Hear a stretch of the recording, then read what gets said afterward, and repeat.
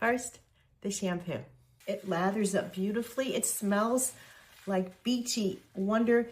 It has Shampoo 62 base scent in it, which is pistachio, salted caramel, and vanilla. It smells delightful, and it is really cleaning well.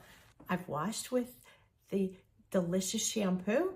And then second, I'm gonna put the conditioner on and second the conditioner for 2 minutes, leave it in. It's very thick and creamy and you apply it to your hair. You can do this in the shower or bath, then rinse it out. The last amazing step is awesome. Before you detangle or style, you spray on the milky leave-in conditioner from Sol de Janeiro, Brazilian Hoya collection, and it smells so, so good.